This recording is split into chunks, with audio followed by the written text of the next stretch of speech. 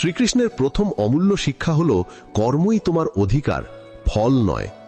এই কথার মধ্যে এমন এক গভীর সত্য লুকিয়ে আছে যা বুঝতে পারলে মন থেকে সব চিন্তা মুছে যায়।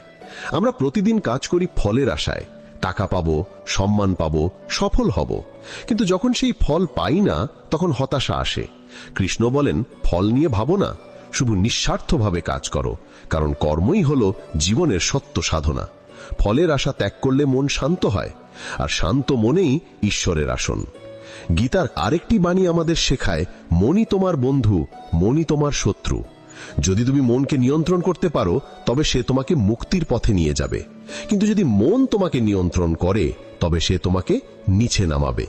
আজকের যুগে আমরা বাইরের জগৎ জয় করতে চাই, বড় বাড়ি, চাকরি, গাড়ি, নাম যশ সবকিছুই চাই, কিন্তু নিজেদের মনকে জয় করতে পারি না, তাই এত অশান্তি, এত দুঃখ। গীতা বলে, প্রথমে নিজের ভিতরের যুদ্ধ যেত, তারপর বাইরের। আরেক জায়গায় কৃষ্ণ বলেন যে যেমন ভাবে আমায় ভাবে আমি তেমনি তার কাছে উপস্থিত হই। এর মানে যদি তুমি ভক্তি নিয়ে ঈশ্বরকে ডাকো তিনি তোমার হৃদয়ে আসবেন, যদি সন্দেহ নিয়ে ডাকো তবে সন্দেহই পাবে। এই কথায় বোঝা যায় ঈশ্বর বাইরে নন, ভিতরে। তুমি যেমন ভাবে ভাবো তেমনি তোমার জীবনে তা ঘটে। তাই মনকে পবিত্র রাখো, ভাবনাকে ইতিবাচক রাখো, কারণ চিন্তাই বাস্তবকে গঠন করে।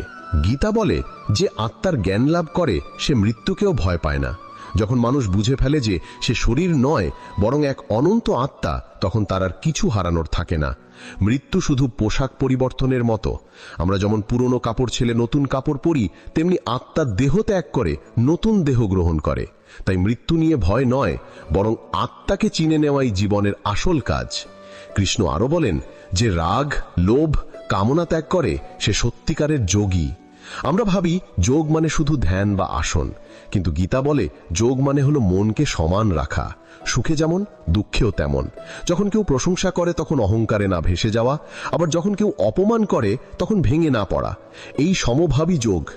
জীবনে অনেক সময় আসে যখন সবকিছু হারিয়ে গেছে বলে মনে হয়, তখন কৃষ্ণের এই বাণী মনে রেখো, দুঃখে বিচলিত হয়েও না, কারণ প্রতিটি দুঃখ তোমাকে নতুন শিক্ষা দেয়। যা ঘটে তা কোনো না কোনো কারণেই ঘটে। ঈশ্বরের পরিকল্পনা আমাদের চেয়ে অনেক বড়। আজ যে কষ্ট তুমি পাচ্ছ সেটাই হয়তো তোমাকে আগামী দিনের শক্তিতে রূপান্তরিত করছে। তাই হতাশ হয়ো না, ভরসা রাখো তার উপর। গীতার অমূল্য আরেক শিক্ষা হলো যে বিশ্বাস করে সেই সফল হয়। বিশ্বাস মানে শুধু কথাই নয়, অন্তর থেকে দৃঢ় ভরসা রাখা। যদি তুমি ভাবো তুমি পারবে না তবে সত্যিই পারবে না, কিন্তু যদি মন থেকে বিশ্বাস করো যে ঈশ্বর তোমার সঙ্গে আছেন তবে অসম্ভব কিছুই নেই। এই বিশ্বাস